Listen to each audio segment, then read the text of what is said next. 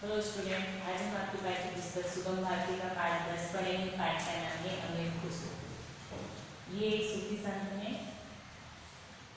इस पाठ में हम अमीर खुसरो का साहित्यकार के रूप में परिचय व उनकी समन्वयवादी भावना का ज्ञान पढ़ेंगे, विरांचिनों का ज्ञान, समाज की जानकारी। इस पाठ को हम पढ़ते जाएंगे और समझते जाएंगे। परमात्मा जब मुझसे पूछेगा कि तुम मेरे लिए क्या लाए हो, तो मैं खुसरो को पेश कर दूंगा। ये उदार प्रसिद्ध संत हजरत निजामुद्दीन औलिया के अपने शिष्य के प्रति थे।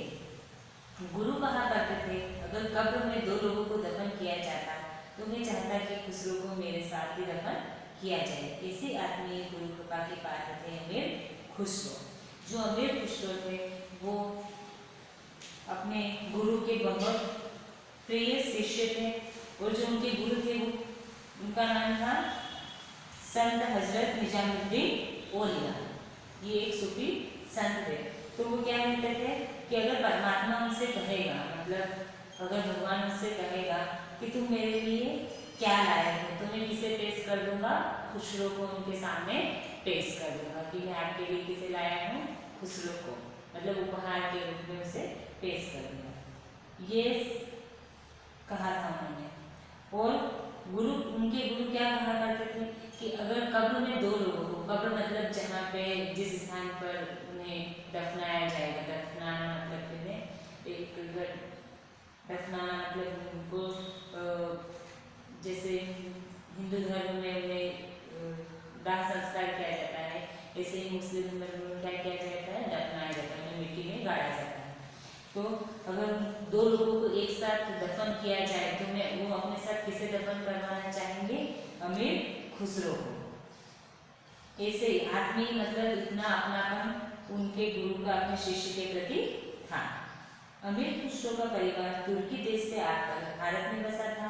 इनका जन्म सन 1253 में दिल्ली के पास पटियाली ग्राम में हुआ था। इनके बचपन का नाम अबुल हसन यमीनुद्दीन था।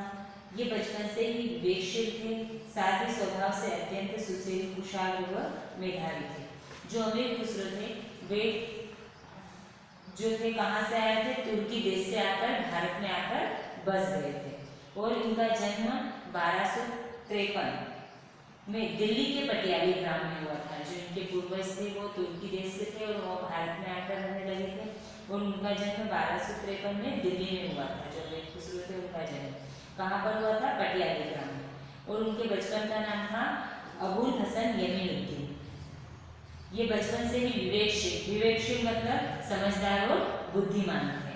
और साथ ही उनका स्वभाव कैसा था? अत्यंत सुशील मतलब सीधा साधा, कुशाग्र मतलब स्पष्ट, और मेधावी मतलब बहुत बुद्धिमान छात्र के रूप में थे। खुसरो के पिता एक जागीरदार थे। उनका कई दरबारों से संपर्क था।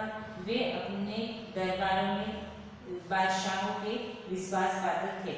पिता की मृत्यु के बाद खुसरो अपने नाना के घर दिल्ली आ गए। यहीं वे अपने गुरु के संपर्क में आए। उनके गुरु निजामुद्दीन औलिया एक सूफी संत थे। उनका विश्वास था कि ईश्वर को अलौकिक प्रेम से ही प्राप्त किया जा सकता है। खुसरो भी इसी मत के अनुयायी बन गए। उनकी आध्यात्मिक रुचि, व्यवहार व रचना प्रवृत्ति को देखकर गुरु को बड़ा गर्व होता था। जो खुसरो थे उनके पिता क्या थे? जागीरदार थे। जो पहले के राजा महाराजाओं का के टाइम पे वो उनके जागीरदार थे। तो वो क्या करते थे? इस कारण उनका अनेक दरबारों से संपर्क रहता था। और अनेक बादशाह जो थे उनके भी विश्वास पात्र भी थे, मतलब उन पर वे विश्वास करते थे। जब उनके पिता की मृत्यु हुई तो वे अपने नाना के घर दिल्ली आकर रहने लगे। और वहीं पे वे अपने गुरु संत निजामुद्दीन औलिया के संपर्क में आए। और उनका विश्वास था क्या था? उनके जो गुरु थे उनका विश्वास क्या था कि ईश्वर को कैसे पाया जा सकता है? अलौकिक प्रेम के द्वारा पाया जा सकता है, मतलब एक अद्भुत प्रेम के द्वारा उन्हें पा सकते हैं। और जो खुसरो थे वो भी उनके गुरु के इसी मत के अनुयायी बन गए, मतलब कि उनके कहे अनुसार वो जो बात कहते थे उसी को मानते थे। उसी के अनुयायी मतलब किसी के मत को मानना या उनके अनुसार उनके पीछे चलना। उनकी आध्यात्मिक रुचि मतलब उनकी जो रुचि थी वो आध्यात्म में थी, अध्ययन में थी। और उनका व्यवहार व रचना प्रवृत्ति देखकर उनके गुरु को उन पर बड़ा गर्व होता था। कि खुसरो ने लोक भाषा में काव्य रचा। जो खुसरो थे उन्होंने काव्य रचना मतलब पोएट्री लिखी थी। किसने? लोक भाषा में, मतलब कि वहाँ की जो लोगों के द्वारा बोली जाने वाली भाषा थी उसमें उन्होंने काव्य रचा था। और यही लोक भाषा आगे चलकर क्या बनी? साहित्यिक उर्दू में विकसित हुई। उनके काव्य की सरलता ने लोगों को प्रभावित किया। उन्होंने रहस्य भरी मनोरंजक बातें पहेलियों के द्वारा प्रस्तुत की। एक वानगी पड़ी है, मतलब जो खुसरो थे वो काव्य रचना भी करते थे, और जो जिस लोक भाषा में उन्होंने वो काव्य रचना की थी वो आज साहित्यिक उर्दू के नाम से जानी जाती है। जो लिटरेचर लैंग्वेज होती है उसके नाम से जानी जाती है। और वे अपनी इस तरीके से वो कई रहस्यमयी पहेलियाँ भी पूछते थे। और यहाँ पर एक पहेली दे रखी है। एक नाग ने अचरज किया, सांप मार पिंजरे में दिया, जो सांप ताल को खाए, सूखे ताल सांप बन जाए। यहाँ पर ये पहेली के रूप में पूछा है कि जिस तरह से जो सांप मतलब जो दीपक रहता है उसके अंदर तेल होता है और एक बाती होती है, इन तीनों की बात कही गई है। एक नाग ने अचरज किया, सांप मार पिंजरे में दिया। सांप कहाँ पर है? उस सांप मतलब जो दिए की बत्ती होती है उसे सांप कहा गया है। और जैसे जैसे सांप ताल को पीता है, मतलब उस तेल को पीता है, तो सूखे ताल सांप मर जाए, मतलब जब वो तेल सूख जाता है तो सांप मर जाता है, मतलब दिए की जो बाती होती है वो पूरी खत्म हो जाती है और बुझ जाती है। इस तरीके से उन्होंने अनेक मनोरंजक पहेलियाँ भी प्रस्तुत की। मुखरियों में उन्होंने एक वस्तु की बात करते हुए मुकर कर दूसरी वस्तु को बताने का अनोखा प्रयोग किया है। मुकरिया शब्द का अर्थ होता है मुकरना, मतलब कि जो बात कह रहे हैं उससे मुकर जाना, बदल जाना। तो उन्होंने यहाँ पर एक मुकरी लिखी है, जैसे वह आवे तो शादी होई, उस बिन दूजा और न कोई, मीठे लागे वाके ढोल, क्यों सखी साजन ना सखी ढोल। मतलब क्या कहते हैं लेखक कि जिसे देखकर सखी के साजन ऐसा लगता है कि सखी के साजन आ रहे हैं, किंतु कभी उसे साजन न मानने से इनकार किया रहा है और क्या कहते हैं कि ढोल आ रहा है, मतलब अपनी बात से मुकर रहे हैं। उन्होंने मन को छू लेने वाले गीत भी लिखे, जिनमें वसंत गीत व बाबुल गीत प्रसिद्ध है। वो उन्होंने गीतों की भी रचना की, जिसमें कौन कौन से गीत थे?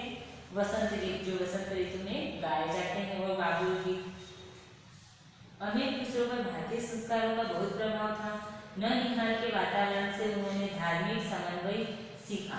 वे एक महान संत, कवि, दरबारी व दार्शनिक थे।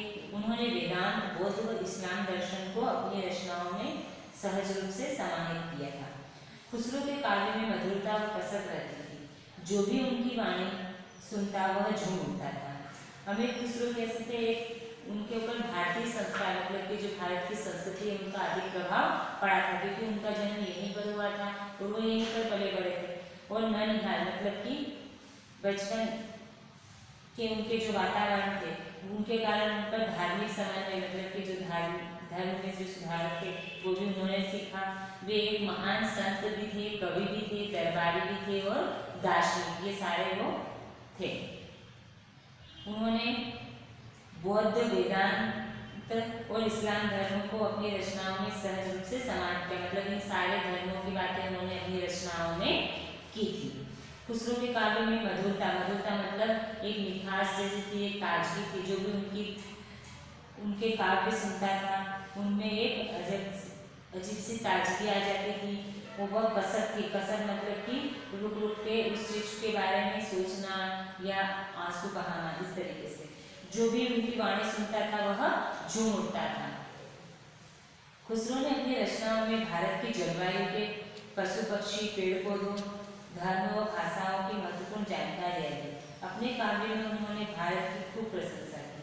खुसरो ने लिखा, यह मेरा वतन है, मेरी भारत माता है। उनका जीवन धर्मनिरपेक्षता, देश प्रेम व इंसानी बराबरी का एक अच्छा उदाहरण है। तभी तो उनकी शिक्षाएं लोगों को जोड़ती है। वे हमें एक सच्चे हिंदुस्तानी की तरह रहना सिखाते हैं। जो अमीर खुसरो थे उन्होंने अपनी रचनाओं में केवल धर्म के बारे में नहीं बल्कि भारत की जलवायु के बारे में, पशु पक्षी पेड़ पौधों और भारत की भाषाओं के बारे में भी लिखा है और जानकारी दी। अपने काव्य में उन्होंने इनकी खूब प्रशंसा की। खुसरो ने लिखा है कि यह मेरा देश है, मेरी भारत माता है, और उनका जो जीवन है वो हमेशा धर्मनिरपेक्ष रहा, मतलब किसी एक धर्म के लिए ही नहीं, अपितु देश प्रेम और इंसानों को आपस में बराबर रहना सिखाता है। और उनकी शिक्षा लोगों को आपस में जोड़ती है, मतलब उन्होंने जो शिक्षाएं दी इससे लोग आपस में एक दूसरे से जुड़े हुए रहते हैं और हमें एक सच्चे हिंदुस्तानी के रूप में रहना सिखाती है। ये नहीं कि हम इस धर्म के लोग हैं या हम इस जाति के लोग हैं। इस तरीके से वो हमें सब लोगों को आपस में जोड़ते हैं। अपने गुरु के प्रति खुसरो का समर्पण भाव अत्यंत प्रेरक है। एक बार वे किसी काम से दिल्ली से बाहर गए हुए थे। वहाँ उन्हें समाचार मिला कि हजरत निजामुद्दीन औलिया का निधन हो गया। अचानक इस अनहोनी को सुन वे सकते में आ गए तथा तत्काल ही दिल्ली की ओर चल पड़े। जब वे गुरु के अंतिम दर्शन हेतु पहुंचे तो आंखों में अश्रुधारा बह रही थी, दिल बड़ा दुखी था। उसी दशा में उन्होंने कहा, गोरी सोवे सेज पर मुख पर डाले केस, चल खुसरो घर आप मेरे भई चहु देश। यह उनकी अंतिम रचना थी। इसके बाद उन्हें वैराग्य हो गया। उनका काव्य आज भी चाव से पढ़ा और सुना जाता है। जब खुसरो एक बार किसी कार्य से दिल्ली गए हुए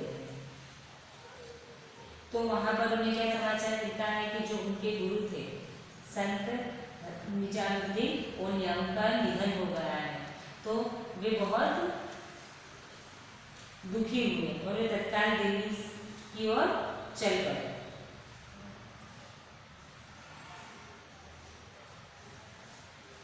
जब वे दिल्ली से बाहर गए थे तो उन्हें पता चला कि उनके जो गुरु थे उनका निधन हो गया है।